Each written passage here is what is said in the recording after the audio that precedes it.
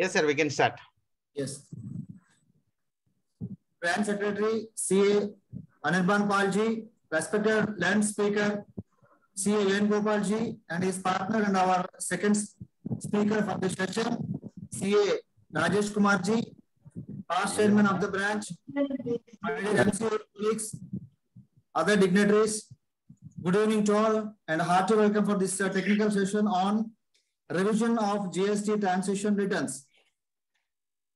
Basically, the session has a detailed coverage on understanding the transition returns, who are the eligible to amend the transition returns, procedure for amending the transition returns, and discussions on different case laws and scenarios regarding to the transition session returns.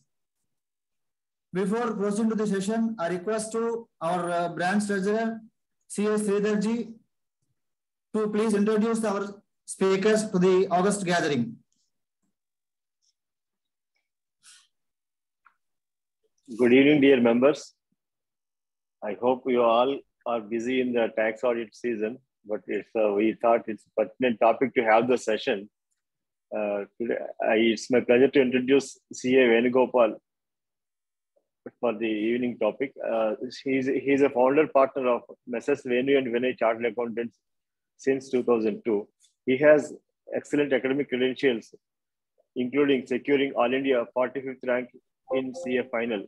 He is also a CISA certified auditor, and besides, he has done various post-qualification courses such as DISA, courses on business valuation, internal audit course on the forensic audit and fraud detection. He also completed 1-year course from IIM on data analysis and business intelligence. He is a regular speaker at ICA on top GST, especially on technology and its implementation challenges. He has authored various industry-specific handbooks on GST. He has contributed to the technical guide on GST audit released by ICA. He conducts regularly workshops on filing returns with ease of automation and technology. He has developed several Excel tools and utilities on GST, like JSON Reader, creating JSON files, GST Validator, composition versus regular benefit analysis, GST Impact Reader, real estate project switch decision analysis, GST Audit Working Paper Tool, etc. He is a GST faculty for ICA and conducted various workshops and webinars. He played an active role in drafting and design of the e-invoices along with GST and NIC. His other areas of practice includes designing and development of internal controls and process documentation, consulting in ERP implementation and migration, management consultancy for business analysis and growth and design of management MIS. Apart from audits, he has hands-on experience on coding in VB.NET or Python. He also reviews database designs. He conducted various tech workshops for corporates on the use of technology, improving efficiency while working with Excel, building automation reports from accounting and financial applications. He is the man behind the development and managing of cloud applications like TaxSmile and Insta Financials and several other applications, which are large useful for the practicing professionals. With these few words, I introduce the speaker to the evening session. Thank you, sir. And the other co-speaker, CA Rajesh Kumar TR. He is a chartered accountant, having a degree LLB, FCA, and DISA. His core area of practice is in the indirect taxes since 2002. He is currently serving as a partner with Messrs. Venu and Vinay Chartered Accountants, handling indirect taxes litigation vertical. Earlier, he worked with Messrs. Hiraganga and Associates as a partner until March 2020. He is practicing in the field of indirect taxes since 2 decades, conceptualizing the intricacies of businesses and law and advising clients on compliances, tax planning, and representation to government authorities. He represented several clients before various statutory authorities, including Customs, Excise, Service Tax, Appellate Tribunal, SESTAT, Settlement Commission, Anti-Profiteering Authority, representing their cases. He has authored a number of books on GST, Central Excise, Service Tax, KVAT as author and joint author, as well as assisting author. To name a few books: Handbook on Annual Return and GST Audit, GST Ready Reckoner, GST Tariff, Practical Guide to Service Tax, Central Excise Law and Procedures, and KVAT Audit Manual. He has contributed substantially to the revision of study material on indirect tax published by ICAI for final students. He has also contributed for the background material on GST and UAE VAT published by ICAI.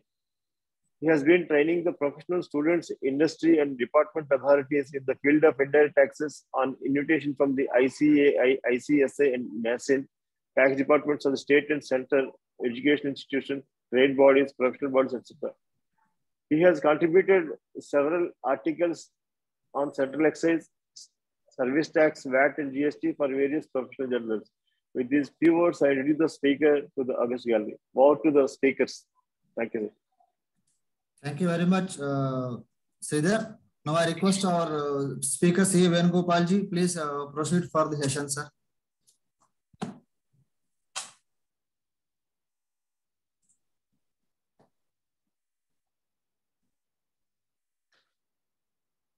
Yeah. Firstly, thank you, Chairman, Vice Chairman, and Vizag branch for giving an opportunity to discuss on a very important subject, according to me, the transition return. And thank you, Rajesh sir, for joining along with me for this session. The way we would be doing is we will be taking the slides, we will be taking the session jointly. Rajesh sir, wherever you feel free to pitch in and we will take. So members, before I start the session, let me just give one disclaimer. Okay, we are doing it virtually. The chances of the technical glitch can happen at your end or at my end. Secondly, in a sessions where we do physical face-to-face, you are there live, so you can catch your attention. But when we are doing virtual, there are many disturbances that come up. So I request you to make notes and be in a place where you can actually really refer to the books. If possible, keep the Bayrak with you, make your notes, put your questions then and there. We will take up the questions as and when it comes so that it can be very much interactive. Why I am saying this is 5 years over GST implemented. Now we used for GST 3B. And suddenly, with one small 47th council meeting and the relevant circulars, minor changes that have come into GST 3B. It's just insertion of 3.1.1 and a contextual change in the table 4. Impact of it, people are now understanding as to how do I report it, what will I show, can I really, if I take a full year data, can I add all the columns, will it make sense or not? Because 5 years we got used to that form. And probably maybe from Jan or April, the draft circular which is there, that is going to come up. We all read the law, settled, and that got changed. Why am I talking about 3B in a transition return? Transition return got introduced at the beginning of the GST Act. That's when most of us were grappling in terms of understanding the provisions of the law or grappling with the transition aspect. And when we say transition aspect, most important as to how do I change the software capturing of the information. Maybe I was in centralized billing, I have to do decentralized. I had a stationery, I have to change the contents of the stationery. Various aspects, training to the users.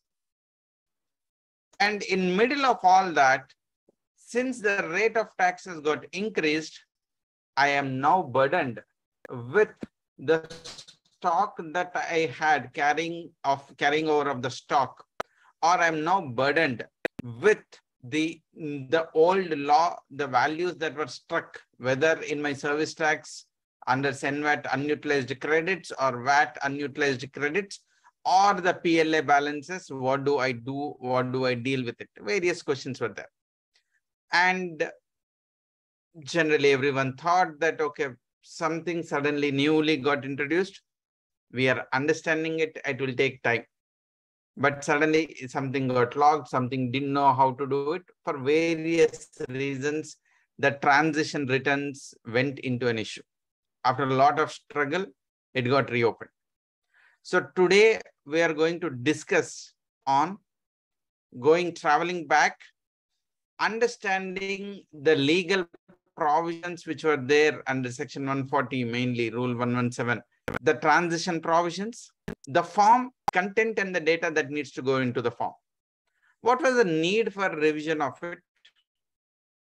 Given that now we are revising it, what are the do's and don'ts that you should be really looking for?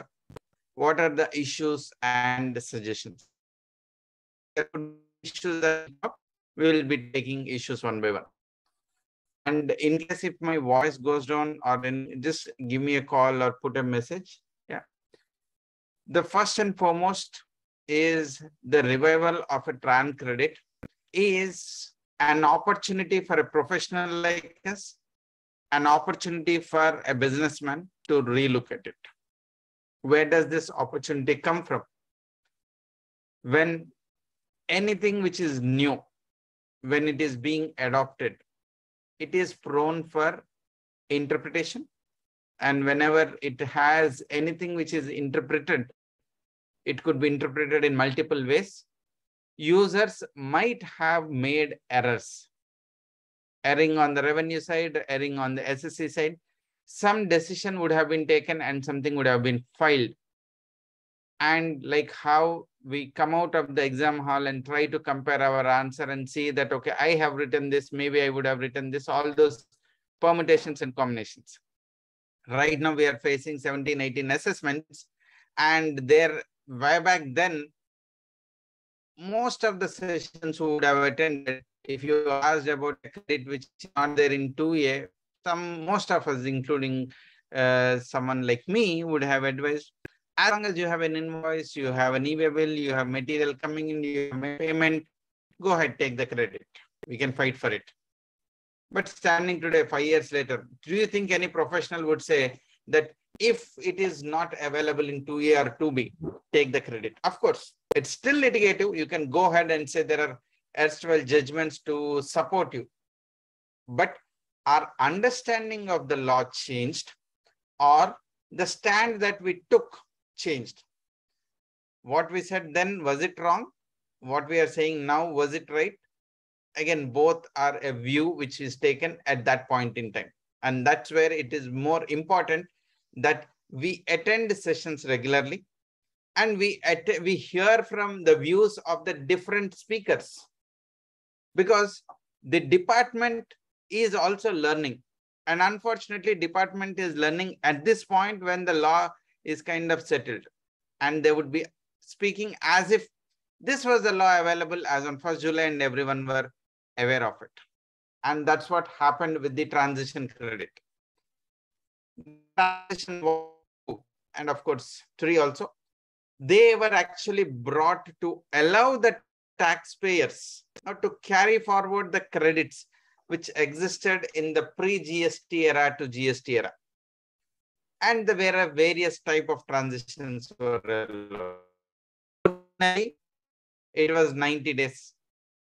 90 followed by another 90 days extension happened. As usual, people thought further it will get extended, but the time limit ended on December 27. In fact, again, errors by many. Someone said, okay, the transition due date is end December. Someone took that, an article which was published online, we stated, okay, please file your transition returns by end of the December. And someone was trying to file on 30th December. Suddenly portal is not showing. Then they go back, hey, look, this was there. Now officer says that, okay, see, I don't care an article which is written out there. This is what the due date within which you have to claim. What happened? Many taxpayers could not file the claims within the given period due to various reasons. And they have approached various courts. Most of the high courts have said, no, ITC is a vested right. So the credit has to be allowed. Then the credit went into allowing, if your transition return cannot be edited, let it be pushed through GST or 3B. More importantly, it has to be a technical glitch. So GSTN said, I am creating an IT grievance cell. Every state will have a technical redressal system. So user has to approach that grievance cell. If it is a genuine mistake that could be established that it is a genuine correcting your transition return. In fact, when the extension came in second time after 90 days, that time they have already opened the transition return for filing revised once. So this is the second time revision which is happening. By the way GSTN system is designed, there is no concept of revised return in the GSTN system. They are going to reopen the shutter. So for the data entry which you have done, again, you are erasing, writing on it. So basically you will be having a copy of the data that you have downloaded. So in GST, the concept of filing a return and revising that return is not there. The system is not designed for revising a return. The way system is designed to add the incremental data over it and over it. That's how the design happened. Now, then another opportunity to give revision has come because users could not establish that there is a technical glitch. Let's say portal, you got migrated using VAT and you had service tax registration or excise registration that was not mapped against your GSTN. In some states, the VAT registration certificate itself, if you see, name of the company is mentioned, but one of the director's PAN was given as the address. When the migration happened, that VAT number and the GST number, the company was not matching because the director PAN was linked in the certificate. Various reasons. For someone, they have opened the portal, but the next button was not working. For someone, I have entered my service tax or excise number, carry over the balance that are there, that's not happening. Or I have to feed in some invoice numbers to claim the credit, somewhere it was not happening. We don't know, but somewhere it is not happening. Tried and stopped. Went to the technical grievance committee. They said, okay, show me proof that you have tried. Where do I have proof? I didn't have the proof. So many people could not get the benefit of the transition return.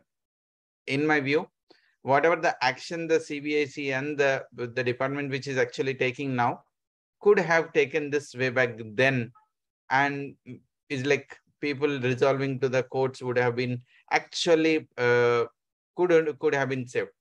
But nevertheless, now is an opportunity to revise if you have filed something wrong. To file if you have not filed it. Now, what is more important is, given that we are doing now, is firstly we should understand the form. Why I said this as an opportunity is, even if everything is filed, you have to go and cross-check once. Because on what basis you filed, whether it is right, wrong, if needs to be corrected. Correction could be upward or a downward. You need to correct it. So even to correct it, you got to print that form and check. 1718 GSTR 9C audits. This was one specific point.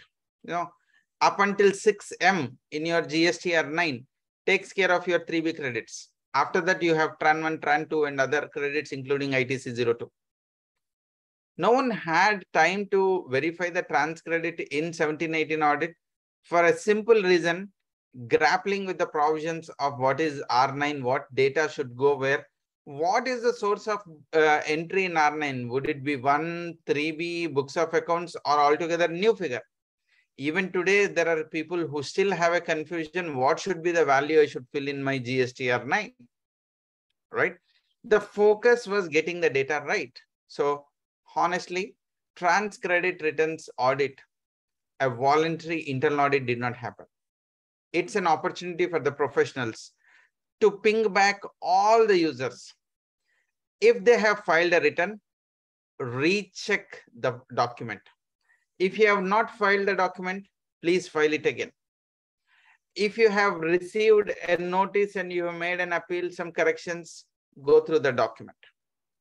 So whether you are in GST practice or not, whether your client has filed transition returns or not, it is an opportunity to go back and get it corrected. Why now? It's a short window which has been opened by the government, a 60-day window which has been opened for you to correct it, file it, do whatever that is needed. So one has to take an action in this period. One has to definitely take an action in this period. So with this note, I would give a recap of the transition return. Rajesh sir, anything before getting to transition returns? I think very nicely put. Firstly, I would like to thank the Vizag branch for giving us this opportunity. And coming to the point that I think Venu put across the perspective very right in the beginning. It's an opportunity, opportunity, opportunity. And at the same time, opportunity for all the three. That is the taxpayers, the professional, at the same time, the government. From the perspective of the taxpayers, yes, there was an eligible thing which would have been missed out. So it's an opportunity to claim it. That claim, but the claim was incorrect. To correct that particular thing, if to upwards only. If it is downwards, that can be done in a normal, whatever the reversals. And in the scenarios where there exists a dispute would continue to be there. But anyhow, it's an opportunity for us to relook on all the actions which we have done after the transition, and if something which we have missed out, to re-avail it. And when it comes to the government, yes, I think they are also putting their house in order to avoid any future litigation and to close out all these unnecessary issues which are being dragged on before various courts, spending time on litigation. With this process, they are closing out thousands of cases which are lying before different courts, and departmental efforts to defend those cases can also be sorted out from the department. When it comes to the professionals, yes, it's an opportunity for us to look at it. More than we getting a fee, we can clearly add value to our clients, because we have to look at it from that perspective. In fact, many a times I have seen, especially the accountants and the tax consultants who are supporting the GST, initially they have done a lot of errors. And when they came and consulted at the initial period, we told them, no, I think what you have done is not correct. It has been done like this. They had a situation where if they go and tell the client will blast them. If they leave it, the client will back it. Most of them said, no, sir, we will not tell the clients, okay, we will compensate in some other manner, but we will not go and tell the client and will revise. Now it's an opportunity for them to correct those mistakes and bring that whatever the losses which had happened in the past back into their things, at least as a value addition perspective. So in all this perspective, I think it's an opportunity which we have to say it's a win-win-win from all the perspective. And more so, I think we have to acknowledge the decision which is taken by Supreme Court to open up this particular facility, not only to the assessees who have gone in litigation, even to all the assessees, whether they have gone for litigation or not gone for litigation, and taking the benefit of these things. However, it's a one-time benefit. Having said that, again, please ensure that before you file submit, check once, twice, thrice, 4 times, 5 times, and be sure that again you have filled it correctly, because once you submit, file a submit button, then you cannot alter anything. So don't do a mistake again while doing this. I think with this, other things I will drive through the entire process. Over to you, Venu. Thank you, sir. Participants, any questions at this point? Of course, I have not started the session, but still, I want to give an opportunity every time when I go to the next chapter, because it's very important that your questions are also addressed, and something around it also, feel free to put it in the chat.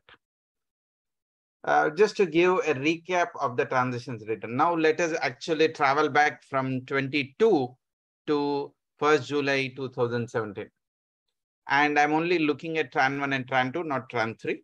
So first and foremost, we have two forms, Transition 1 and Transition 2. Some of you might be fully aware of the forms. Some of you might have been not at all aware of the form, and first time you are seeing it. Some of you would have forgotten. Wherever you are, don't worry. It's our job to firstly get a recap of it. And if you have something more to add over and above whatever is there in this slide, feel free to put it in the chat. It is a knowledge addition to everyone who are participating here, including me. First and foremost, the Tran 1 was considered that was the only written available to transit your credit. And I am iterating. It is to transit your credit and not cash balance. Cash balance was supposed to claim a refund of it. What credit I would have? There could be various credits. One thing, it is clear, evident, that the rate of tax has gone up. The rate of tax has gone up from your earlier era to the GST era. Are you sure that rate has gone? Compare anything. Your VAT was 5% or 14.5%, 5.5%, 15%. Each state had a different rates. Service tax, 12% was there. Finally, it reached at 15%. Excise, again, you never crossed 12%. But GST, most of the items were either at 12 or 18%. Some of them are 28%. The rate of tax was high, really high. Now, having said that, when the rate of tax is high, I would say that it would be a one-sided view if I really say that GST was blind and have increased the rate. Of course not. Because when we were seeing a VAT, it also had the component of excise in it. But me as a trader, I was just earlier also, if I have to say, I am selling a mobile phone. Even earlier also, I was selling the same mobile phone. Today also, I'm selling the same mobile phone. Earlier, let's say I'm selling at 5.5 or 14.5%. Today, I'm selling it 18%. As a trader, in my perspective, the rate of tax has gone up. But in the whole ecosystem, there was an element of excess duty which it had suffered. Or during the course of the manufacturing, the manufacturer has availed some services. The service tax, it has suffered. And the biggest reason why the GST was welcomed by everyone, including businessmen, is the input tax credit. Because earlier, if I'm a trader, I was never getting the credit of my auditor's bill. Or if I'm an auditor, I was never getting a credit of my laptops or the other equipment that I've purchased. But GST, I will be getting the credit. Now, with the increase in the rate, did it really increase? Because there was a component of excise service on top of VAT, which was in the different components. Now merged, the rate of tax has gone up. And the users get a seamless input tax credit. Effectively, the rate to the business person is less. So the common question that can come up is, if I have not purchased the stock in the earlier regime. As on 30th June, the transition date, I did not had any stock and I have purchased everything in the GST regime. Might be I would have been better off because I will get a huge input tax credit. Erstwhile, I never had an excise invoice, right? Or various reasons. So to bridge this gap of the transition to the GST seamlessly, the transition returns were given.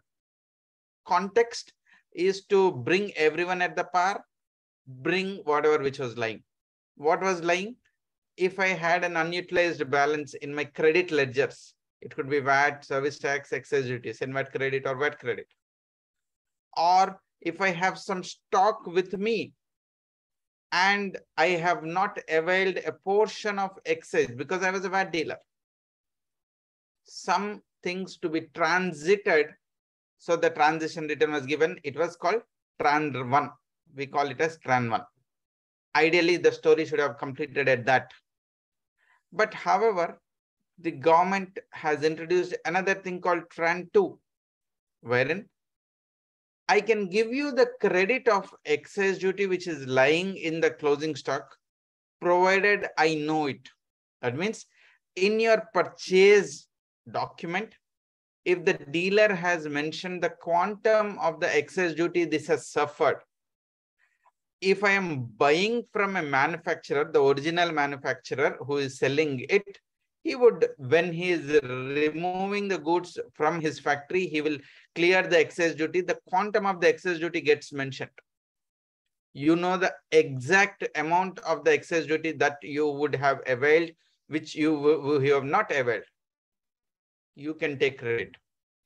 But how many dealers in India buy only from the OEMs or the original manufacturers? Or how many of them pass on duty transfer credits? Even in excise, we had this benefit of transferring of the credits. Nothing of that sort. So the government said, whenever something which is definitely, everyone acknowledges, whether I manufacture a water bottle or a mobile phone, somewhere some component of the excise element would have gone in. Forget all that. I was never registered under GST. I was never registered under VAT. I was never registered under earlier regimes. Now I am made to register for various reasons, because I might be doing interstate sales or I am doing through e-commerce operator, some reasons. So I was never into the tax net. Now I am becoming into the tax net, but I'm carrying some stock. So to give the benefit of it, we have this. Tran 1 was smooth if you had all the information. But what if I don't have the information? If you don't have the information, then the mechanism that has been brought in saying that, okay, look, I'm expecting that you will sell the stock within 6 months that you have. Each month when you sell the stock, basis the rate of stock, basis the rate of the tax of that HSN, I will give you a deemed credit. If the rate of tax was more than 80%, then the 60% of the CGST element, the tax component, was considered as the credit benefit that can be passed on. If the rate was less than 18%, then the 40% of it was the credit deemed that, okay, it can be passed on. No questions, no one has actually argued whether 60-40 is right or wrong, because no one knew it. But they did a scientific calculation and they said it. But they said it that you file a form called Tran 2 every month for a 6 tax periods. For a 6 tax period. Which are the tax periods? July, August, September, October, November, December. 6 tax periods. As and when you are making a sale, you make a claim of the credit. Another mistake which people have done is the same value which you are supposed to report in Tran 2. There is an entry in your Tran 1. People have done the data entry into the Tran 1. They didn't know that Tran 2 exists. Or the guy who has filed Tran 1, after it got filed, he would have said like, yeah, because, you know, now again, people is like, we keep forgetting, especially in India, we forget all the pains. Today, no one remembers the pain of demonetization or anything you talk, you don't remember. Likewise, if I have to say 3 years back, what was the pain in GST? There were only 2 categories of taxpayers in India. If the portal was opening, is like you're between 0 to 1,50,000. If the portal was not opening, please wait. Already 1,50,000 users have been filing the returns. And this was a constant complaint we had. Most of the WhatsApp groups used to follow this on 19th and 20. Is the portal working for you? It is not working for me. I'm not sure how many remembered or it would have been forget. Likewise, after filing Tran 1, is like a great relief. Everything is done. Then Tran 2 is like completely forgot. So people filed some information, forgot to file other half of the information. So I filed Tran 1, but I didn't file Tran 2. Thinking that there is a entry in your Tran 1 that you will get credit. Now, please mind, even in the revised transition return that you are going to file, the moment you submit your form, do not think that you will get a credit. It's like they have made an additional check. You will, because they also got some stitches saying that if you want to check, please check by the department. So the officers are going to become busy starting from December in verifying your transition returns. After the verification, you'll get a credit, right? So transition 2 was where there was a deemed credit allowed. Transition 1, where you know the actual values. So conceptually, these are the 2 returns that you will be filing. Trans 3 was for the credit transfer documents. If very few cases it would appear. The revision today has happened only for again Tran 1, Tran 2. If you have a Tran 3 credit, don't worry. It's still, you can be putting it into your the current declaration that has come in. So everything has been accommodated. But broadly, these are the 2 credits, 2 documents that one has to file. Context, section 140, where they said 140 subsection 1, you can carry forward your credit which is there on your SENVAT or VAT, the excise service tax related or VAT. 140 subsection 2, relating to the capital goods, you can carry forward. Subsection 3, stock, you can carry forward. Subsection 4, I was a registered manufacturer engaged in both taxable and exempt goods under the erstwhile law or availing some benefits. We had the small scale up to 1 crore, the exemptions, all those availing some benefits on it. Now those benefits have gone up. So I have not availed any credit, then availed the benefit then, but it is like similar to 18 subsection 1 which we have and 18 subsection 4 which we have. Is like goods be taxable moving to exempt, exempt moving to the taxable. And 145 was the credit in respect of the goods that were in transit. And we had some registered dealer who are paying fixed rate of tax in lieu of the original rate of tax. So for those dealers, a special scheme. Then 147 was for the input service distributors, because under service tax era, we had centralized registrations. So the carry forward of the credit where there is a centralized registrations other than 147 is also provided here. Then if some credits were reversed, you have like how we do rule 37 today, equivalent if I have some credit that have been reversed, which I have to recalculate, re-avail it. Then some transitional provisions with regards to sales return, goods sent to the job work, or I have to submit C form, H form. All those were given 140, 141, 142. This information was captured in the transition returns, divided into various tables. I have picked some information from the relevant tables which are applicable now. So we will look at those relevant tables, understand those provisions, and we'll look at what needs to be done. Biggest challenge, books of accounts. like to what quality, to what extent the books of accounts have been maintained. Now people still think, okay, income tax, I have to maintain books of accounts for 7 years, 8 years. Okay, GST, I have to maintain 60 months. 60 months is 72 months from the date when I'm completing my annual return. First year annual return, where like it was getting postponed. It took 3 years for me to file my maintenance of the books of accounts, going for 6 years and 9 months from the end of the financial year, ideally. But that went off for a longer period. So books of accounts might not have also been there.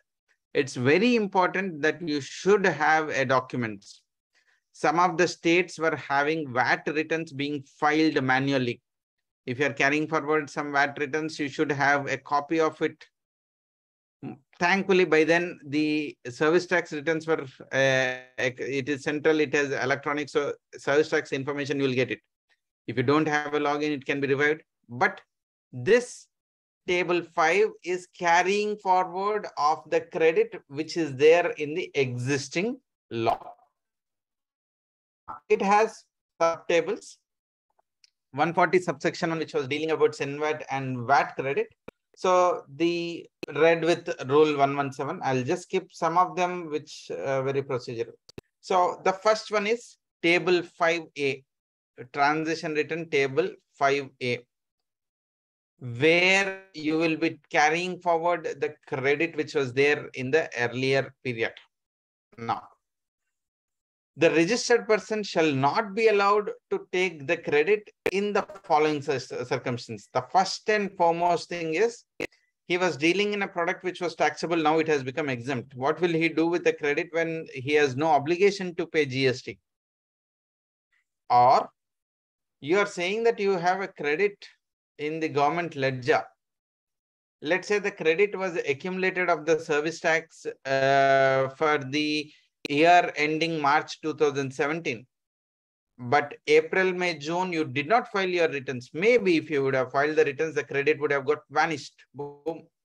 So you cannot file you cannot use it unless otherwise you have filed all the returns. And if the credit amount is relating to the goods which have been manufactured and cleared under a specified exemption by the government, then you cannot again carry forward those things. So this was I said, these people should not be availing the credit. So today, again, if you want to make an attempt of taking a credit into it, for whom? Those who have not filed the returns or who has already filed the returns, cross-checking that. Again, cross-check that these are the conditions, you will be fulfilling that, and only then you will be taking it. Then the SENVAT, similar to the SENVAT credit, you have the VAT credit. The SENVAT credit would be going under CGST. VAT credit would be going under SGST. I have also shown one accounting entry for ease of understanding. So back then, it's only CGST, SGST. There's no IGST. Your excise will also go to CGST. The service tax will also go to CGST. So no IGST credit carry forward. It gets carry forward either as CGST or SGST. So you got to again put it into appropriate bucket. Maybe someone would have claimed then, but put it into a wrong bucket. So today, why I am saying is an opportunity is to go back and check what was supposed to be done. Did we do it correctly? Reason why we did not check, because we never had an opportunity to revise. Even for some reason, it's like I know gut feeling that, okay, it was wrong. Knowing what I can do, because I can anyhow not revise. Let the notice come, we will see. That was the most common action that one would have taken, right? So both for VAT and service tax, you should have filed the returns. Only then you will be getting the credit. Both SGST and CGST would have been credited and the credit carried forward. How do I do it? So I should enter table 5A is for CGST. So I should enter my registration number under either excise or service tax, the return, the last return which I have filed, how much is the credit which is available in that return. So the balance credit which is there in that return, out of which you might choose not to carry forward something or a thing, how much you want to carry forward or how much you think is eligible, you'll be putting. So you'll be entering both the values. So that was for this amount, whatever you are reporting here would be traveled to your CGST balance in your electronic credit ledger. Likewise, your 5A. I would like to add something here. Yes, sir. Some point I would like to add at this stage. The previous one. Basically, one of the conditions which was there was filing of a return for past 6 months as on the appointed date. Now, the question is, I had not filed that within due date. I had filed after the due date of filing a transition credit. So, or as on date, I have not filed. Now, the question may come whether I can go ahead and file today, by virtue of which filing this credit, this declaration, I become eligible for claiming the benefit of this. My opinion is that at least if you have not done the returns in the past, do it now.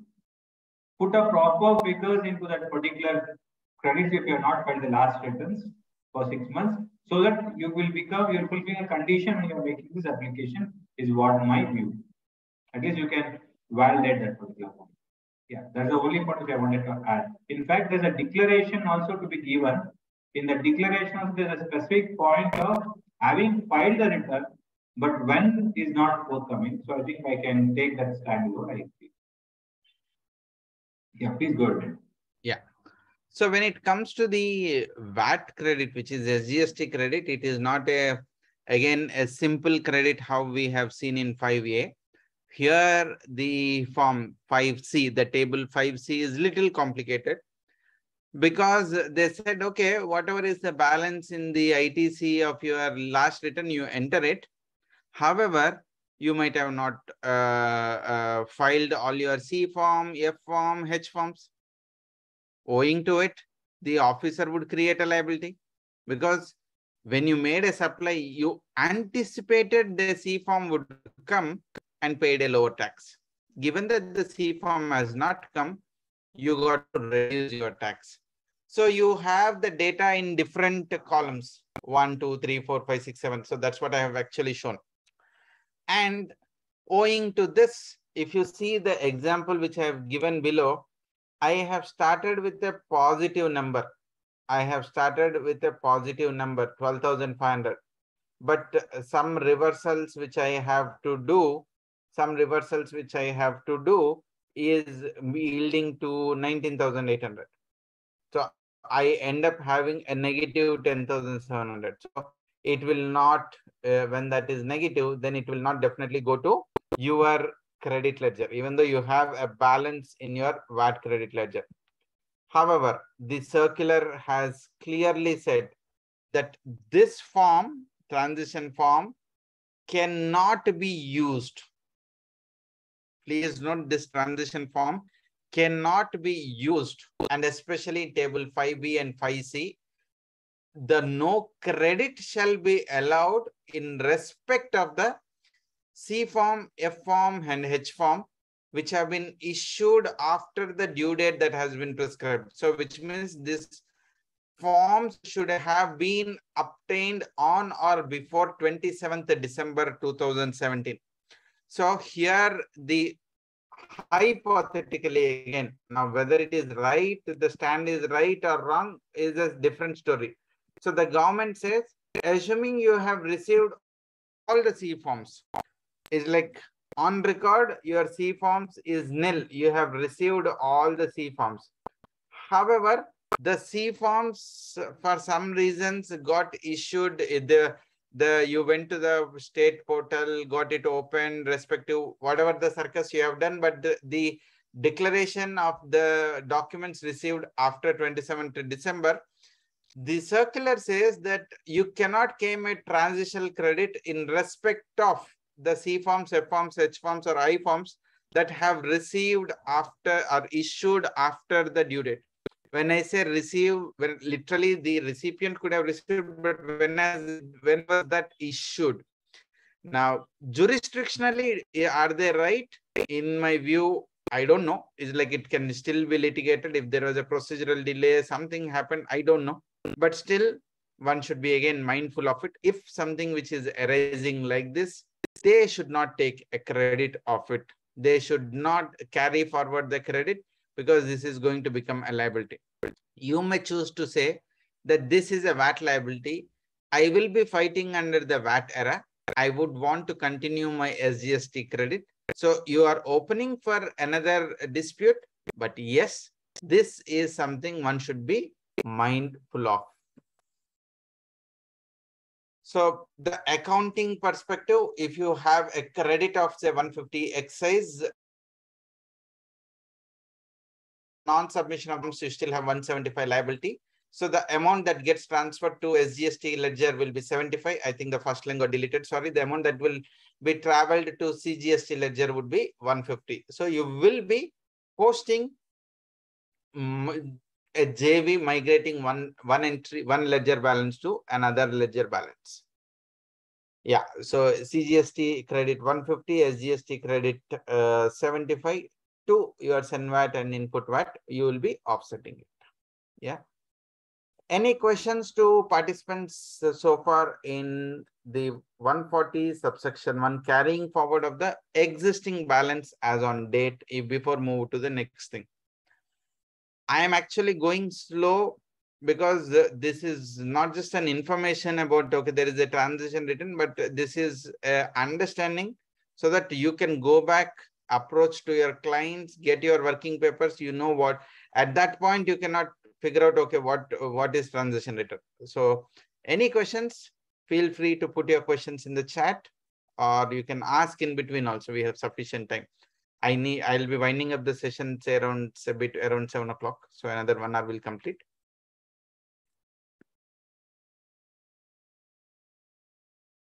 All right. The next credit is the capital goods credit. In the current regime of the GST, the input tax credit on the capital goods is seamlessly allowed. Bearing 17 subsection 5, you can avail any input tax credit on capital goods. No restriction. But earlier regimes, each state had different laws.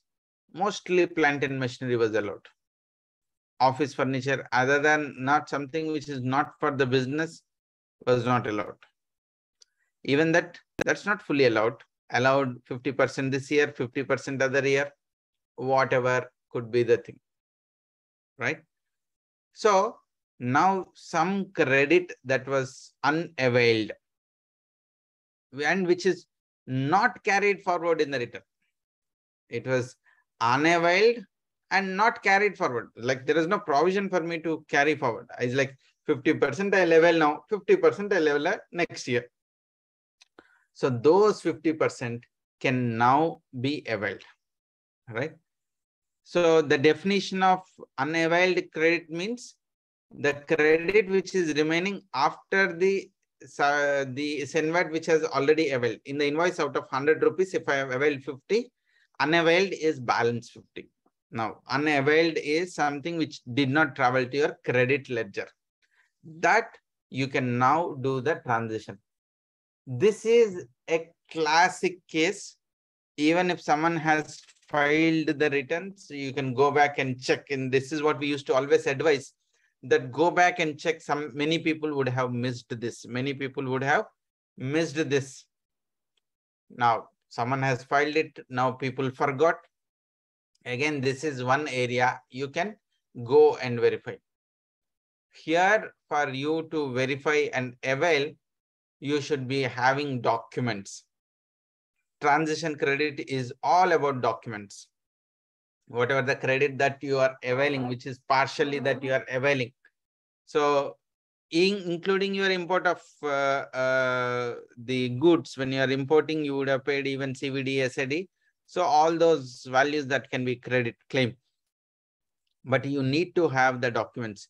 Only this is the only table where you got to enter the data entry document wise. You will be doing a data entry. So all the invoice number and everything you will be entering against which you want to make a claim. So in table 9, in the column 9, you will be reporting whatever is the credit that is totally available. How much of it which you have this NVAT credit already availed under the existing law. How much is the balance that you want to avail now? So your focus in this table will be table 9, table 10, and table 11. That is the credit that you would be availing now. Any questions on the capital goods before we move to the next table, which is table 7?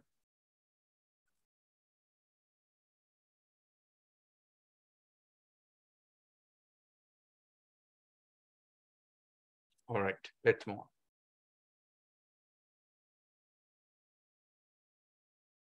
Rajesh sir, my voice is clear, audible? It's clear, it's audible. Yes, it is audible, sir. Yeah. On the capital goods side, only one more point is, though that provision was intended for having taking a balance 50% credit, in fact, though there was any credit which was missed out earlier, was also eligible to be taken full credit into that particular list.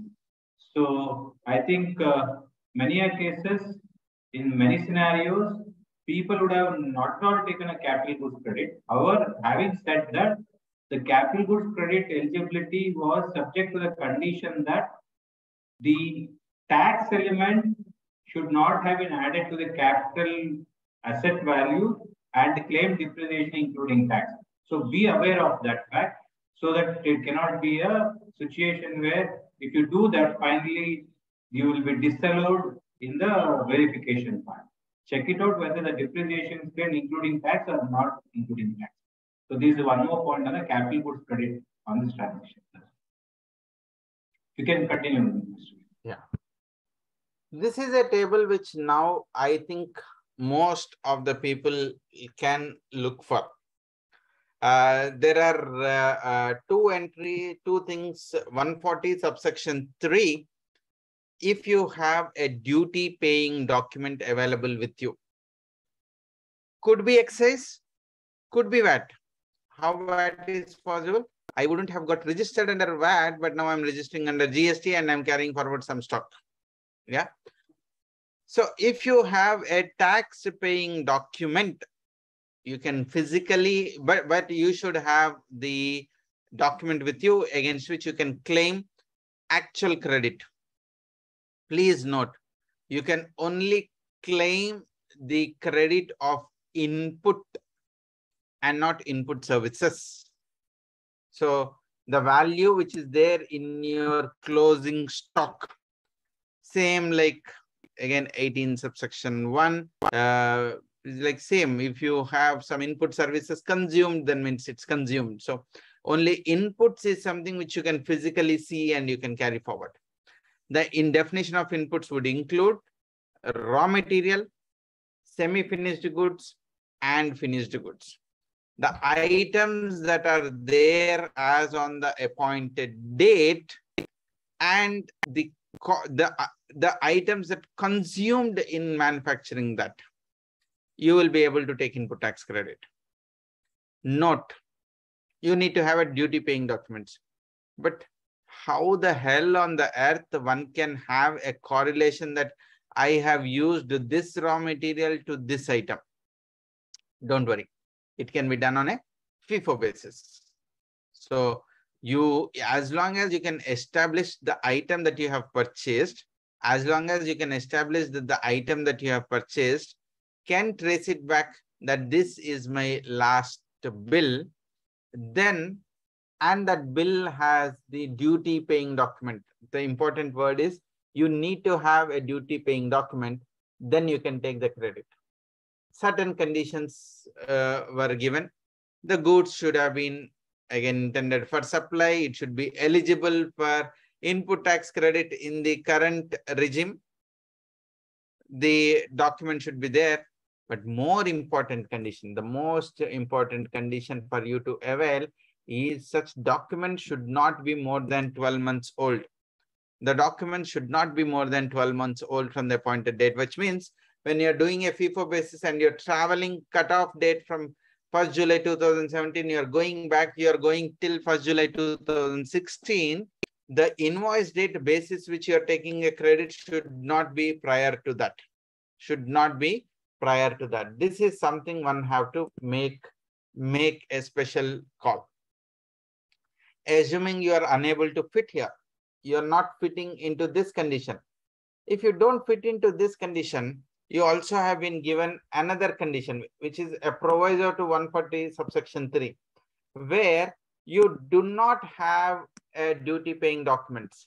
The document is not there. You cannot evidence that the document which I'm carrying has an excise duty or anything, but you have the stock that you can quantify, you can show it. That is where your deemed credit comes in. Even more an important thing. Can both these coexist? Answer is yes. Out of 100 items that I have, 10 items I will use the method 1, 90 items I will use method 2. Can I do both? Answer is yes. That is why I've said that, okay, attending a session and understanding and going back with a checklist back to the SSE, and let us just cross check whether you have done correctly or not.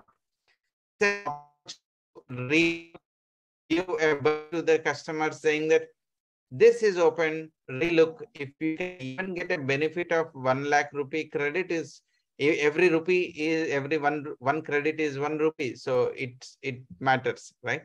So that is where I said the TRAN 2 concept comes in. Now, duty paying documents go to TRAN 1, not duty when you don't have tax paying document goes to TRAN 2. But here they have given the conditions is the again same conditions that you should be either if you would have not registered under the earlier law, but you will be registered under the current law, and you will be making a supply of those goods within a period of 6 months. If you are selling in IGST, it is split as 30, and if you are selling VAT, then it is 60% of the SGST. The computation method is 60% of the CGST and 40% of the CGST if the rate of tax is 18% and below. Again, the scheme is only available for 6 tax periods, which means July to December. So this supply, so I had the closing stock. I did not make a sale. Now you are forcing me to sell to make a claim of credit. Answer is yes. If you make a sale, I'm giving this benefit. You sell to the customer with a discount. Again, the condition, the clauses of anti-profiteering was brought in here, saying that you should pass on. You should not make an unjust enrichment. You cannot say that I have suffered the taxes there, taking the benefit of it and not passing on it. So section 171 is invoked in this rule while discussing this rule. But you can claim provided you make a sale. So that is where in the TRAN 2, we had opening stock, sold during the year. There is no concept purchase sold during the year, and your closing stock that is carrying forward. So basically, your transition stock is evaluated month over month basis your sale and the HSN. The requirement of the concept of HSN actually vividly came in when the GST got implemented, because in your GSTR1, the requirement of matching invoice-wise HSN was not there. Concept of 6 digits, 8 digits, 4 digits was not mandated till 2019. Only then it was mandated that you should start putting the data into your HSN in returns. So, but to claim your TRAN 2, there was a requirement of HSN. And this data, okay, provision that, okay, the SENVAT credit with regards to the taxable and exempted. I had partly taxable, partly exempted. Even that provision value also has been considered in this table. Transit return, goods which were in transit were also given. So they have all brought it here in table 7. And they said in 7A, more importantly, is 7A. If you have your duty paying documents that are available, you will be reporting in your 7A. If the duty paying documents are not available, 7B, they have brought in only for traders. That's for the traders where it is applicable other than the manufacturers. The duty paying documents are not available other than the manufacturers.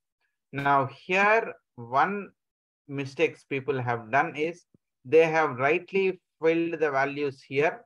They have also rightly filled the values here, thinking that, okay, I am giving my duty. There is an X value which I am writing here, and let's say I am writing a value here and I'm writing a value here, thinking that this value automatically transit to your electronic credit ledger. People filed it Tran1.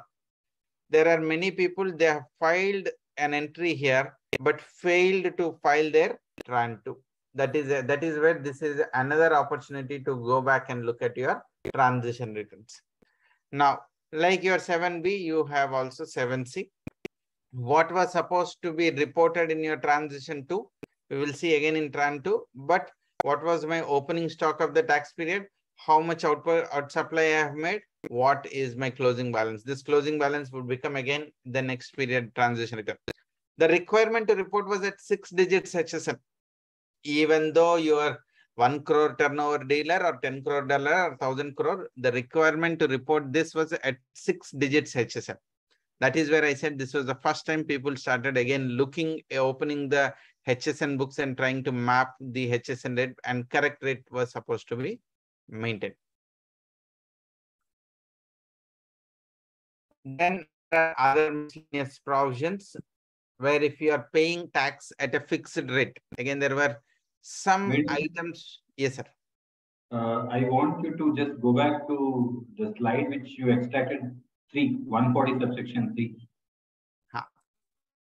Little, I think couple of slides before. Little before. Proviso or the original one, sir? Original 140 subsection 3. Little more before. This is the one, sir. No, little earlier. You had extracted the provision itself. This is the one. Same. Yeah.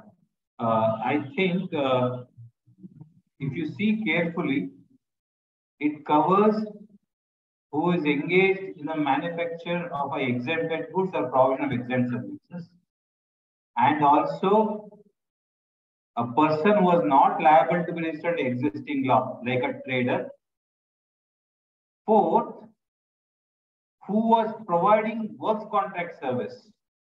I think this is very, very important, because many of the works contractors who was holding the stock have not at all looked into claiming the benefit of this transactional credit at all. They thought that it is not available. Again, the input in the stock and WIP, whether in the process construction can be construed as a WIP, is a one more question which can be examined and looked at it. Therefore, you can always look at the works contractors who have not claimed the transition credit on the stocks held. Out of the stocks held, they may have a document. Then there is no further questions based on the documents on which the duty, central excise duty paid, you can be taken as a transition credit. If there are no documents available, subject to the conditions which Venu explained, you can explore the possibility of availing a credit. Because most of the time we have observed that the works contractors have missed out claiming the benefit of this 140 subsection 3. I wanted to highlight that because there was a specific provision added. It was not there in the draft law. Subsequently, on representation, it was added to enable for the work contractor to claim this benefit. So hence, any of your clients or any of you who have not, being a works contractor, not claimed the benefit, can look at this provision. So I think this is what I want to highlight. In fact, I remember there was a lot of discussion that went in when this provision came in for the works contractor.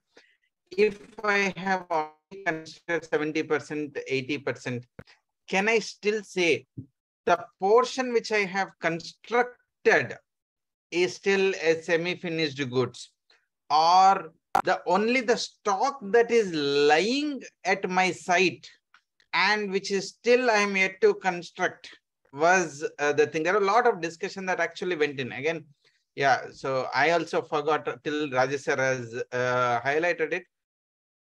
These are the various areas. It is an opportunity to go back to each client, asking a specific question with a checklist, some 10 points. Have you filed? Have you claimed this is? Have you rechecked?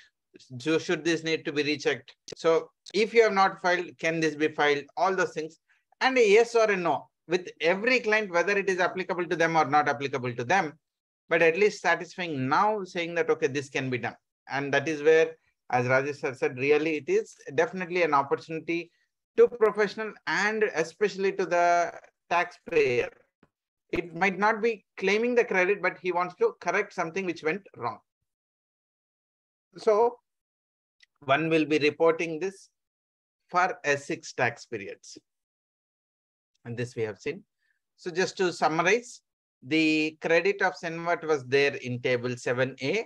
The credit of the VAT or the entry tax credits were there in your table 7C.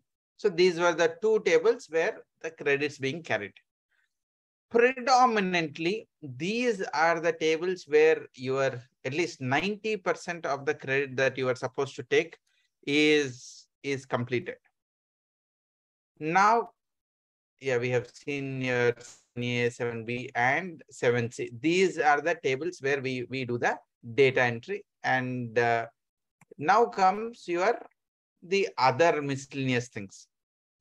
Could be an input ITC where it has been received by the input service distributor, because even in service tax era, we had this concept of ISD like our section 2021 of the Act.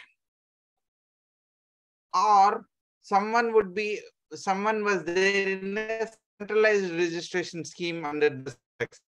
On the appointed date, I was under centralized registration scheme and obtained a single registration. I am having a I'm having a credit at one place, but I now want to distribute to other places. So I will, using the 140 subsection 1, I will bring forward to one state registration. So table 5, I have consumed, but I don't want the credit, say, only in the state of Hyderabad, the state of Telangana, Hyderabad. I want to split it to Andhra. I want to split something to Karnataka and something to Maharashtra.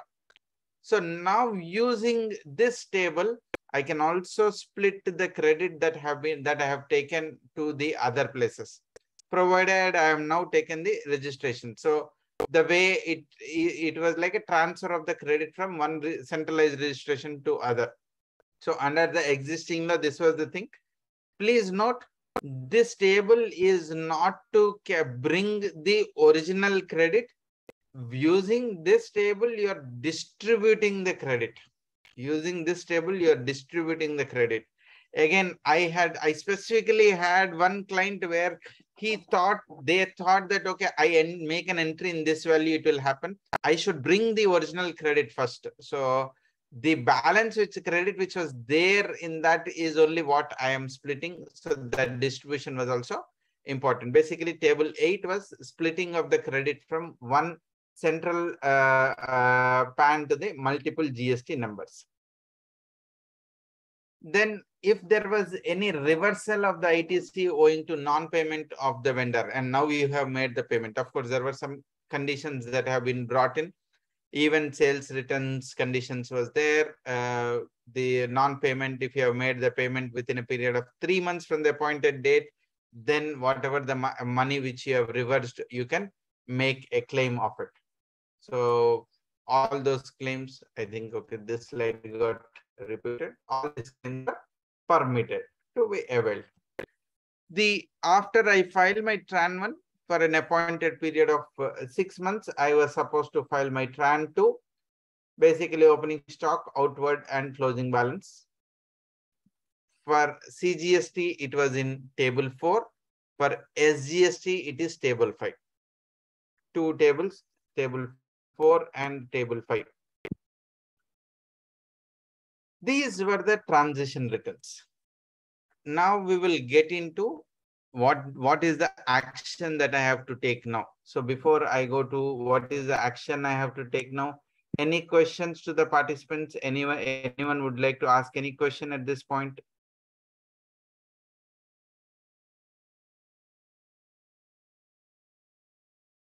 All right.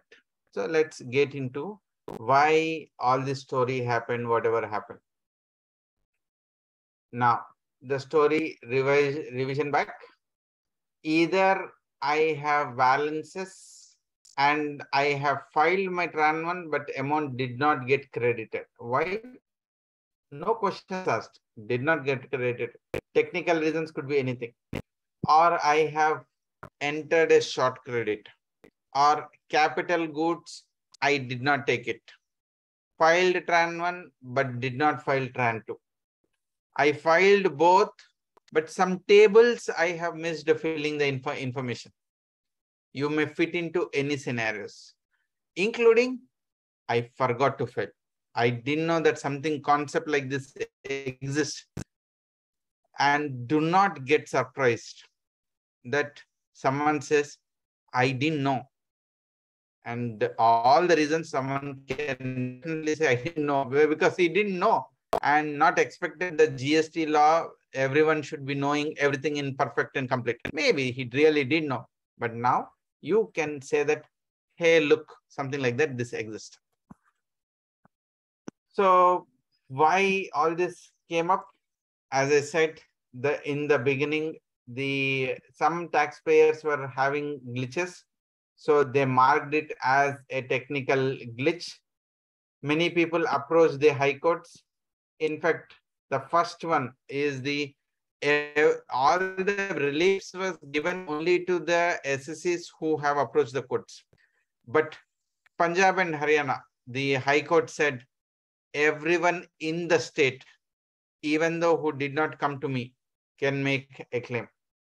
Now, as the decisions were coming up in the high courts, they said, anything coming to my information technology committee, they said ITGRC, they can actually, ITGRC will take a call, but they were only saying that, okay, prove me that it was a glitch.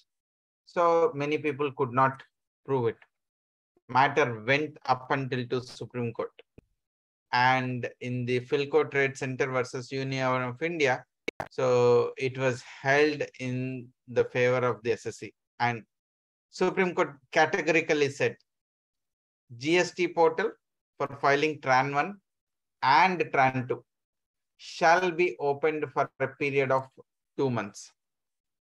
Next, if someone has not filed it, okay, it is opened for a period of 2 months, fine. If someone has not filed it, allow them to file now. Allow them to file now. And when it should be opened? It should be open from 1st September to 31st October. This is what the Supreme Court said. Then the government went back to the Supreme Court saying that the law has changed from then to now. We need some more time. Again, in the special petition, the Supreme Court gave an order on 2nd September stating that, okay, I will give you another 4 weeks. Instead of 1st September, take the date as 1st October. Between 1st October till 30th November, whole of 2 months, 60 full days will be available for editing and opening the file. Once it is open and filed, the taxpayer will file the return. Please ensure there will not be any technical glitch during filing of these forms. This time there should not be any technical glitch. Take 90 days for verifying the documents. and credit it to the electronic credit ledger. So given that these words they have said, the government has used this literally and said that even though if you file the form now, I will not give a credit suo moto. You file a declaration called annexure. We will see that. And the guidance will be issued with the for field formations for scrutinizing the claims. They will make a claim and they will give the credit. So that is where Rajesh has specifically said, before you hit that submit button, take utmost care, because once you file, you cannot edit it. You cannot, there's no comeback after you file the returns. We have received circular 180 on 9th September. So 2 weeks back, we had this circular, which said that who can file? Any person who has not filed earlier can file. Any person who want to revise if has already filed can file. The persons who have already filed but rejected can also file it. Who cannot file is, it is not mandatory that everyone has to file it. You have already filed successfully and you don't have any further claim. Note, if you have a proceeding or an adjudication order which is under process, then the recommendation is you may not use this. It's like it is not said that you should not use it. The recommendation is, if there is, assuming I have filed my TRAN return, the proper officer disallowed something, I went for an appeal. So the government said that, the CBSE said that since you're already before a forum, you may choose not to use this. Again, I have my reservations in saying that you should not use it. If you actually want to use it and ditch that reservation and want to go ahead and this, maybe in my view, you can still go ahead and get this rectified through this form and say, this is my correct return, and appropriately can get settle this. Another important point, if you are, or the forms which relating to form CHI have been issued after the date which we should not be using it. However, in case of the forms in which are not relating to other things, you cannot make any revision because there was a requirement of uploading of all the pending forms. You cannot use this to revise the originally entered some error in the forms, because that was nothing to do with the credit. So this is the broad guidelines that have been given. Rajesh sir, anything you would like to add here?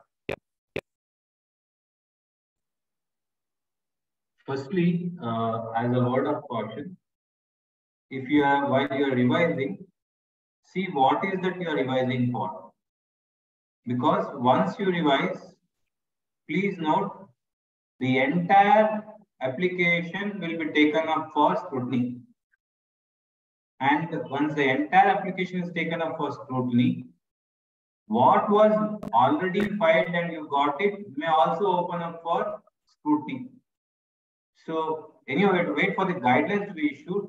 But if you feel that unnecessarily you're getting into a problem, you may take a cautious judgment whether to go for a revision or not revision, and to what extent you need to go. One.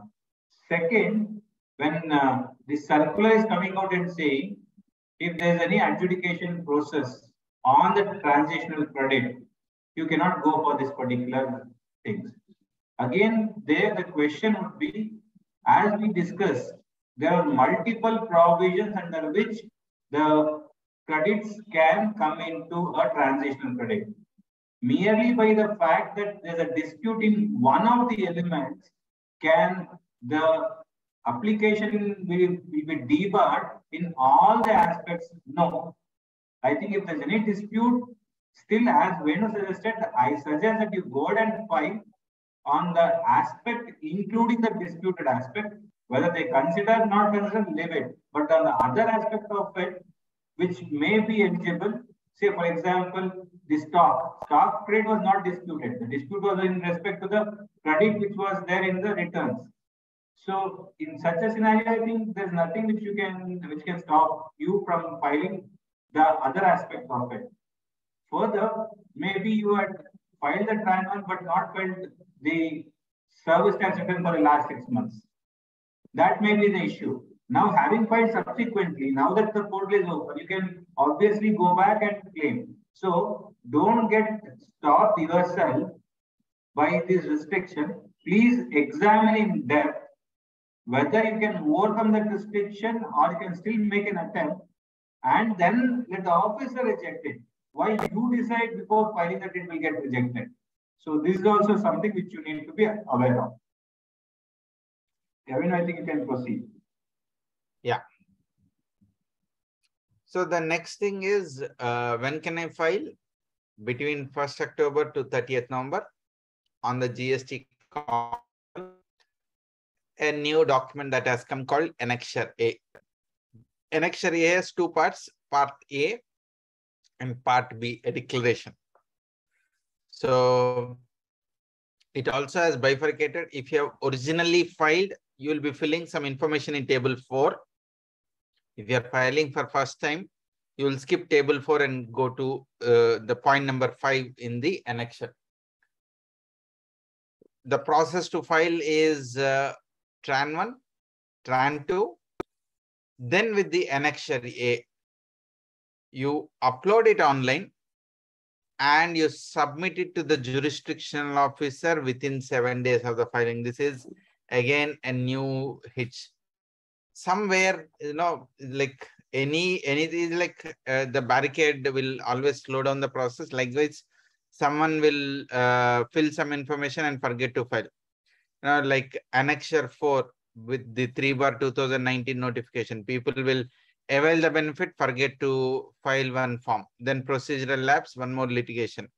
Like the GTA, if someone wants to continue with the without ITC 5% or the with ITC the 12% rate, submitting the document. These are something which one should definitely know. Here they said submit it to the jurisdictional officer within 7 days.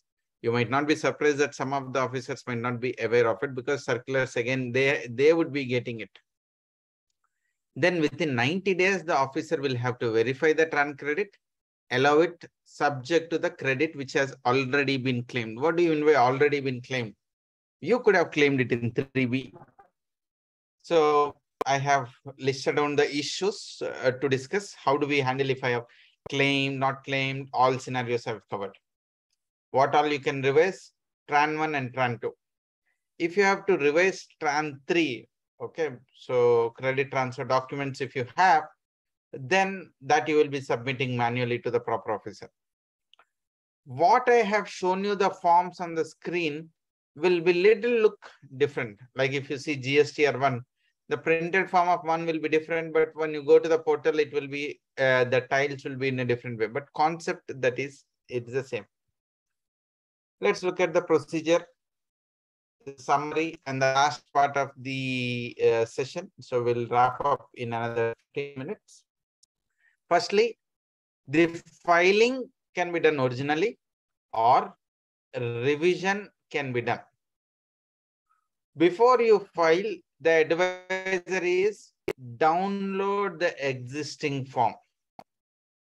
Why are they saying that is because once you do a data entry, when you download, the new form will come. The way they have designed is you are overwriting the existing one. You will not find, maybe they may edit it, I don't know, because it's still not open it. You will not find Tran 1 original, Tran 1 revised 2, revised 3. Generally, it's like the form is open, you can download. So they will be like how we have system computed values. They can at max store you the PDF of the past thing. That the advisory is please download that. The second advisory is you have to give the declaration in Annexure A. The declaration in Annexure A to be given. Wherever Tran 3 is applicable, you got to have the credit transfer document with you. The copy of that should be also be uploaded along with Annexure A. The CTD should be uploaded along with Annexure A.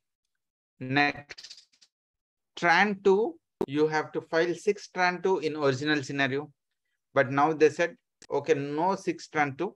Everything file it in 1 Tran 2.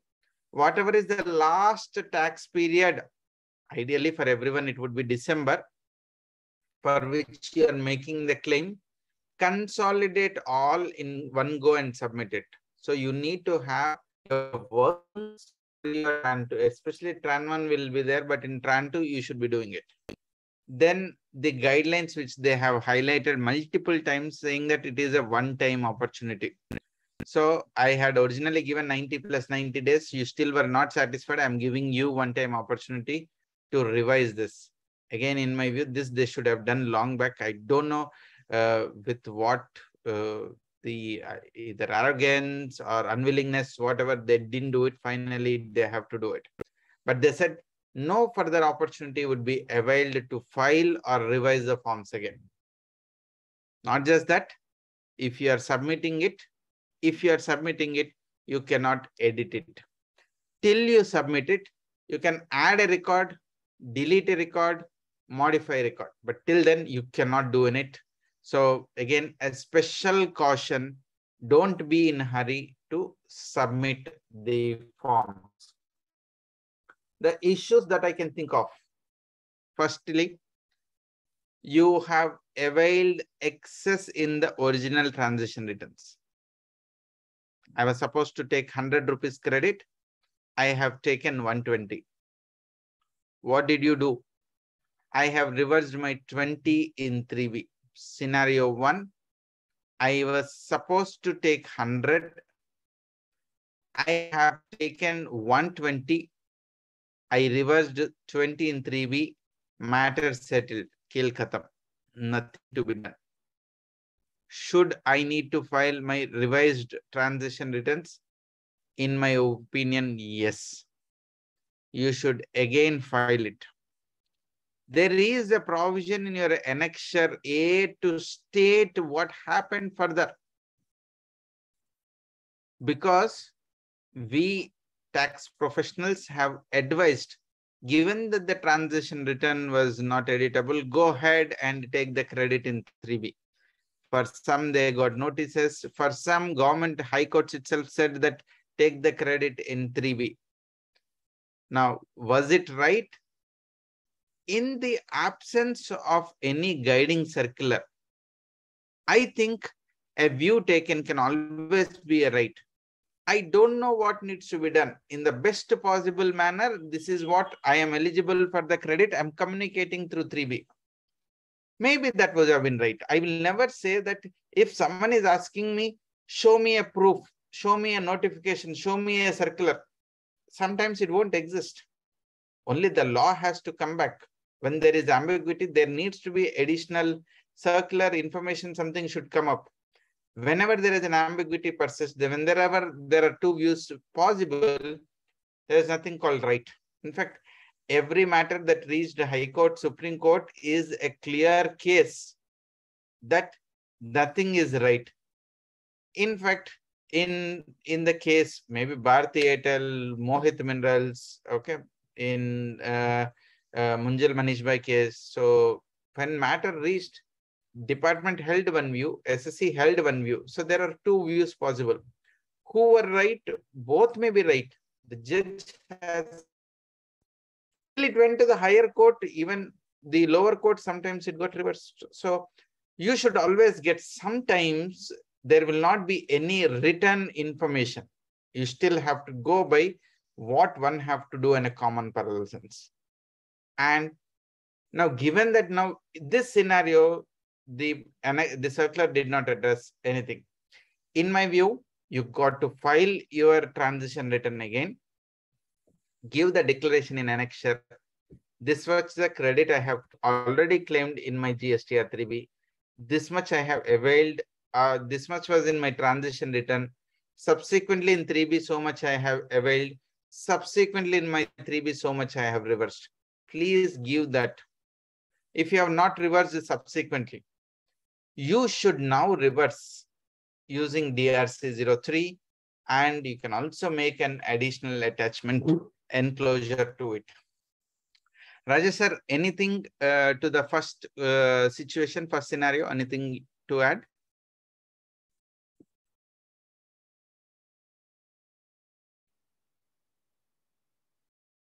Okay. Second one is short availed.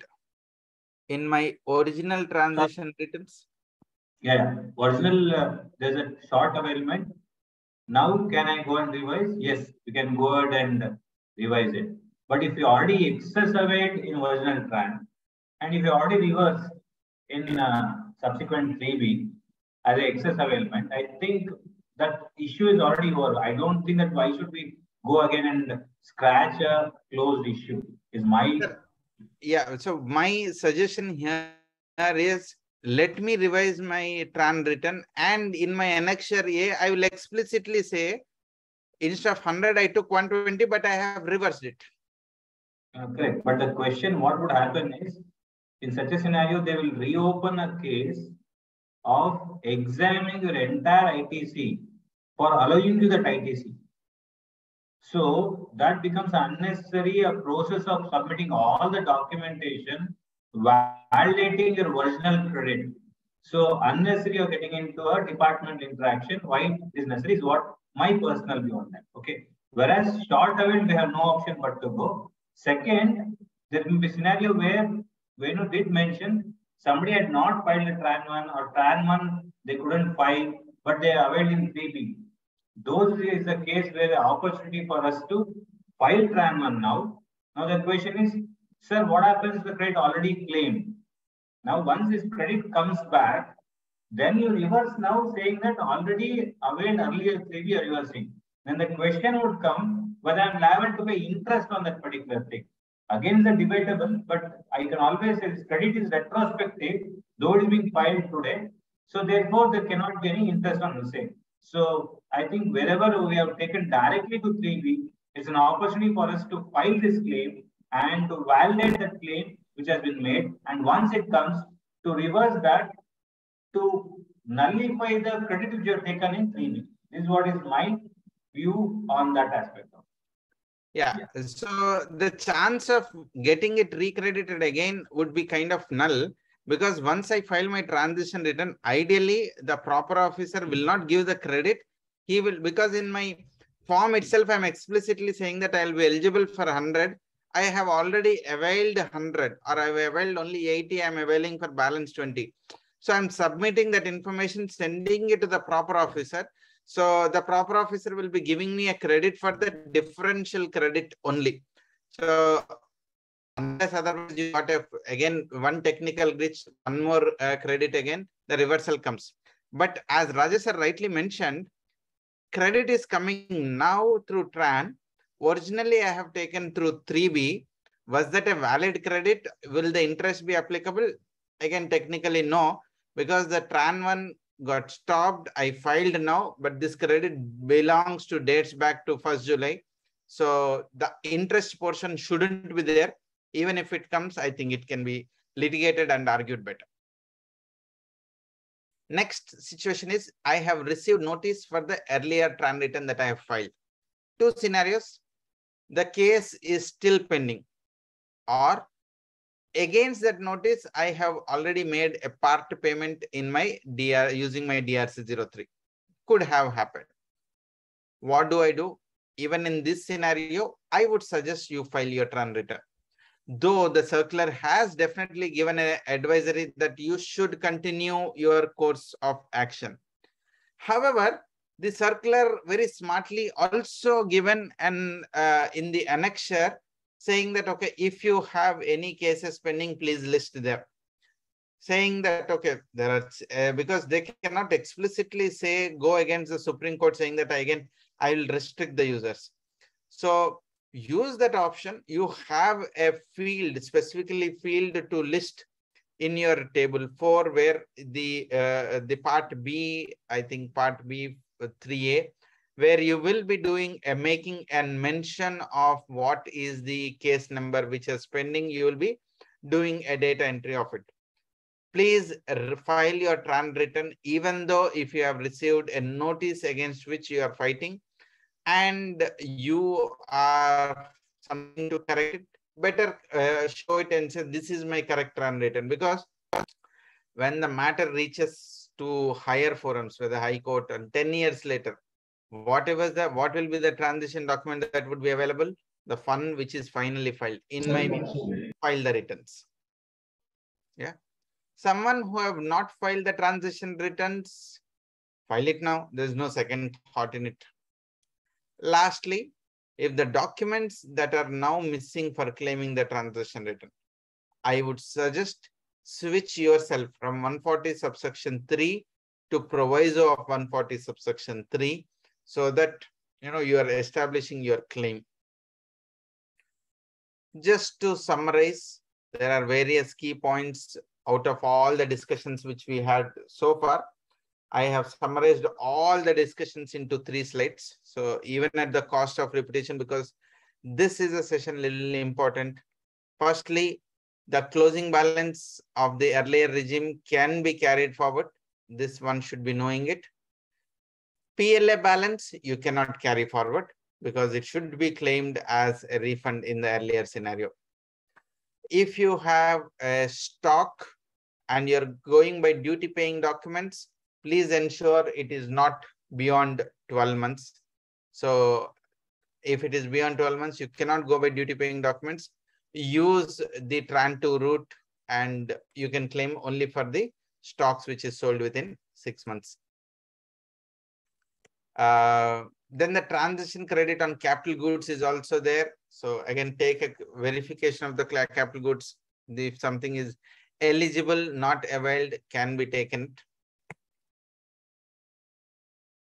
Credit of the service tax which has been paid under reverse charge after 1st July 2017, you cannot be bringing it here.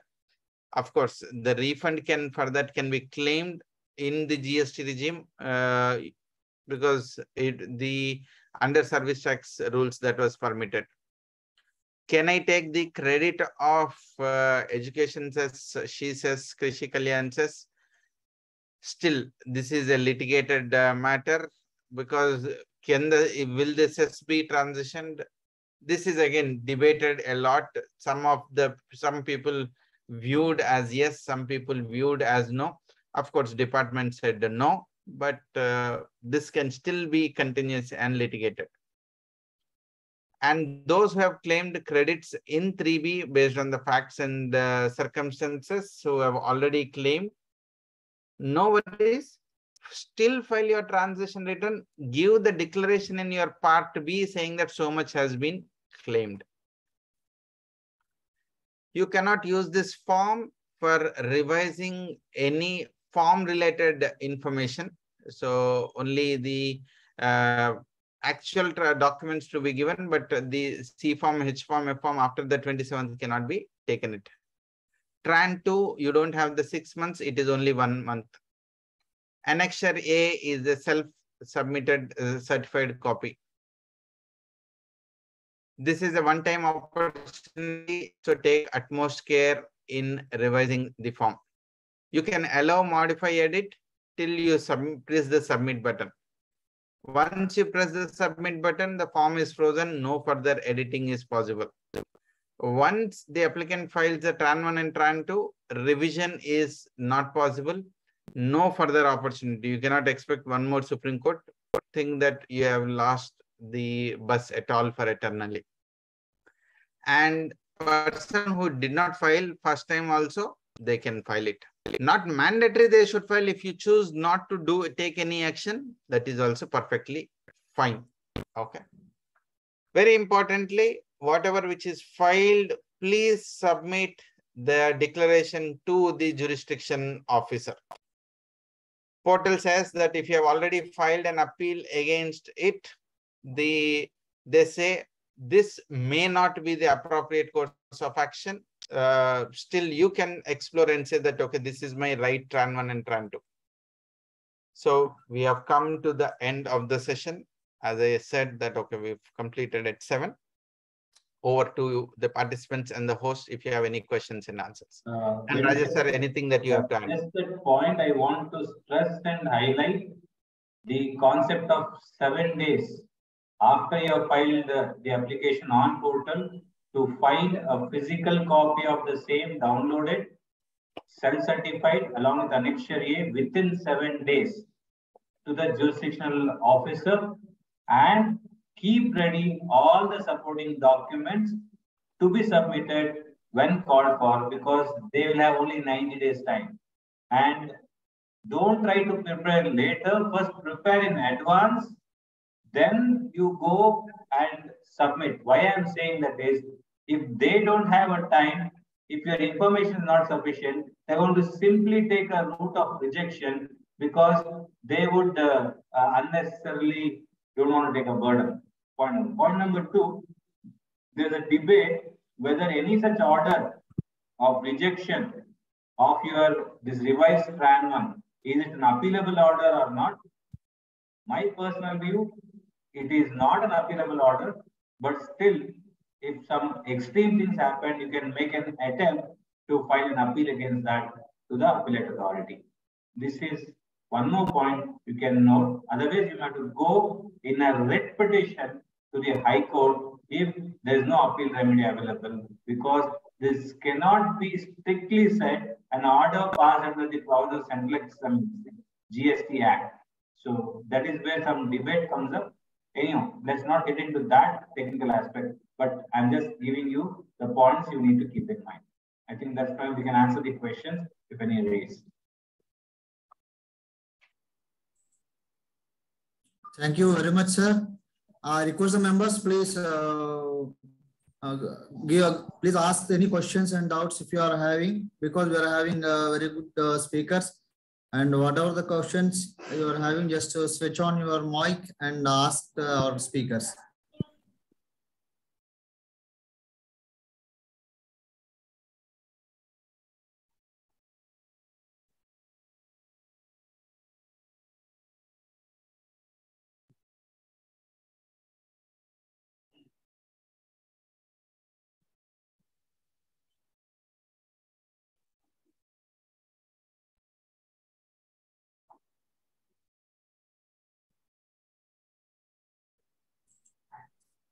Sir, Venugopal, sir, I have one small request a small clarification regarding TRAN 1 and TRAN 2.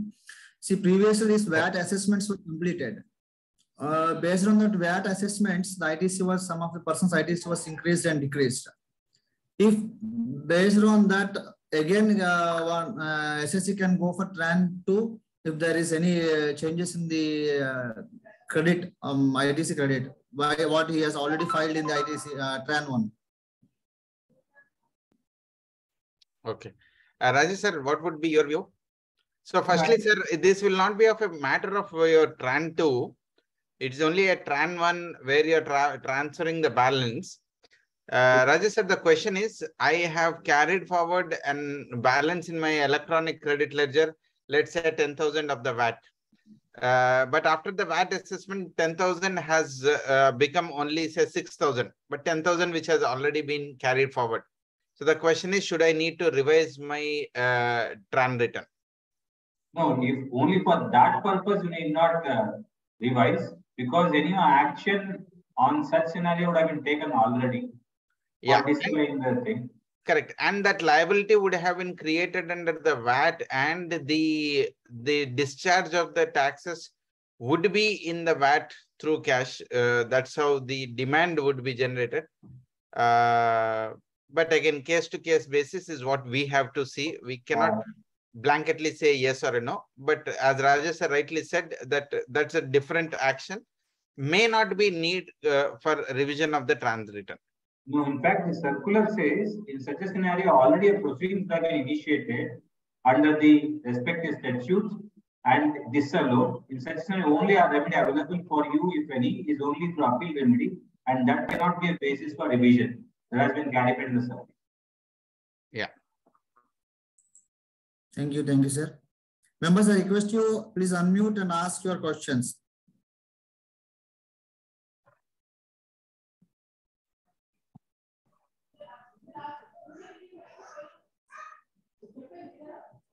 So I should definitely thank the Vizag branch for giving an opportunity and I have looped in Rajesh sir in the last minute owing to my travel to pitch in for any technical things. Rajesh sir, thank you for joining, sir.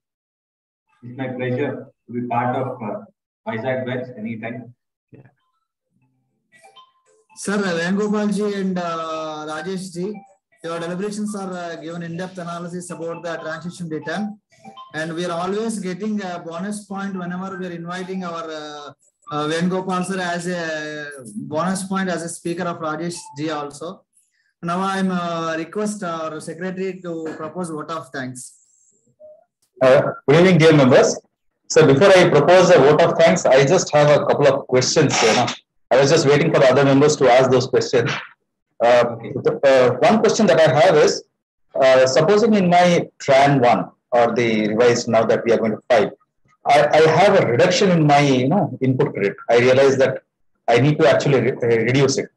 Now, because of that, what would happen is in my subsequent periods, the credit that I get would have got reduced, and therefore there would arise a liability. Now, on that liability, there is also a portion of interest or penalty. Now, how does that impact us? Okay, you have actually answered the question already, but need for revision arises 100%. You revised because knowing that, okay, there was an error, you corrected it. Can the penal provisions under 73, 74, can they extend to transition returns? Will the transition credit will be a GST credit? It is already litigative and subjective. Some say yes, some say no. But we acknowledging that there is a excess credit that we have taken. In my view, you still have to file your revised TRAN return. Such reversals could be through DRC 03, or the moment you submit your declaration saying that I have not made a reversals, the officer will issue a demand.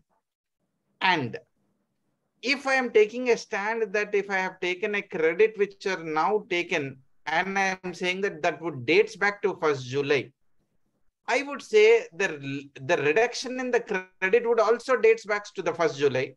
So you have taken a credit which was not existing at that point in time.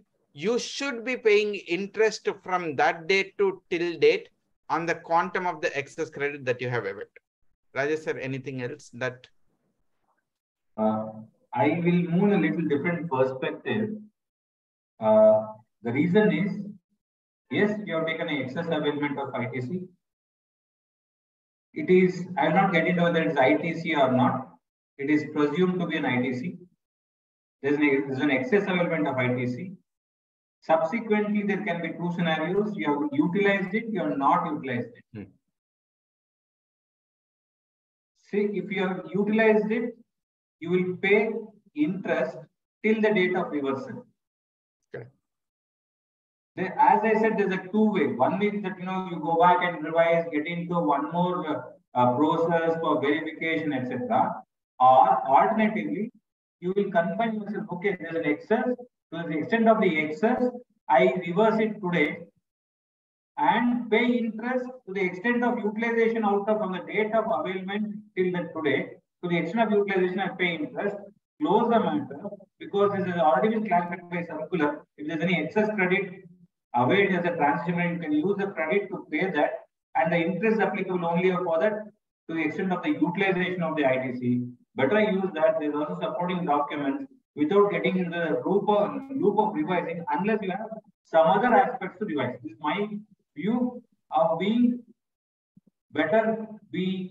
Don't go and touch the department unnecessarily. In fact, there's a proverb in our Kannada which says that Dari loga maramanna manevade karkondu anta. In the sense, the goat which is going on the road, why do you invite into the house, sort of a thing? Okay. Right. Sir, thank you so much for the first one.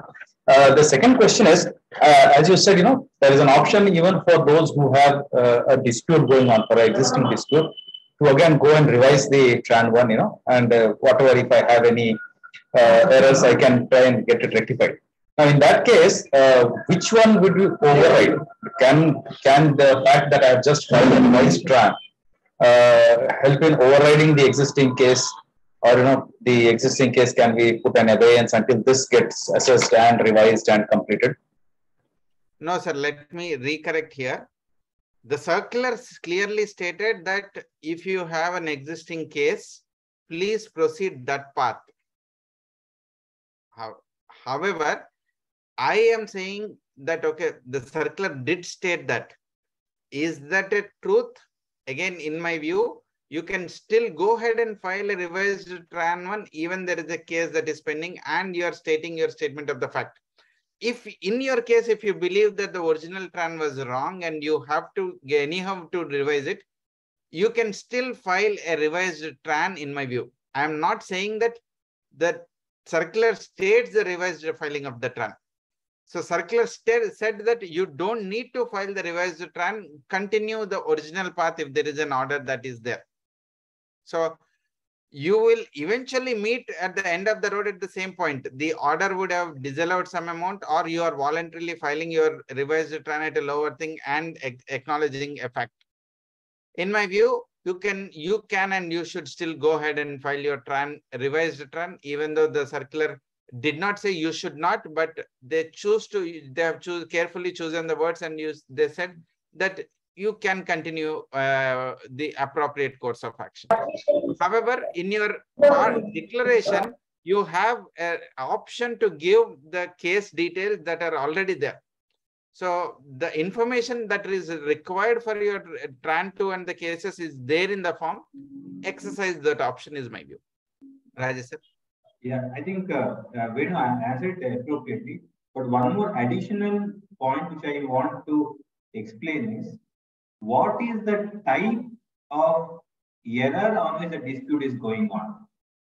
The dispute itself is that you are not filed return, or some invoices it is not coming in TRAN 1, or any such things, which can be said to be as a process of ratification through filing this revision. Better do it. If already you have filed, there is a dispute as to eligibility or not eligibility, then why do you want to revise is what something. Again, on case-to-case basis, you see whether it is going to help your case which you are fighting, or it is going to impact that, or it is going to substitute it. In these three scenarios, you have to see and then take a decision whether you need to go and revise your TRAN in the new option available. Hope that I've answered your doubts. Yes, sir. What I also was trying to understand is, that will this also, the fact that I go and revise, will help me in fighting the issues of penalty for non-compliance and all those things.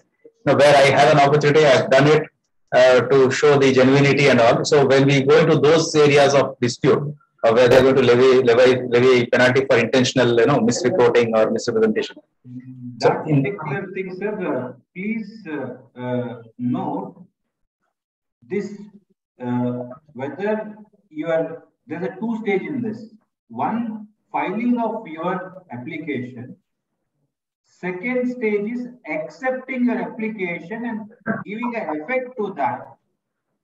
If at the threshold itself they throw you. Correct.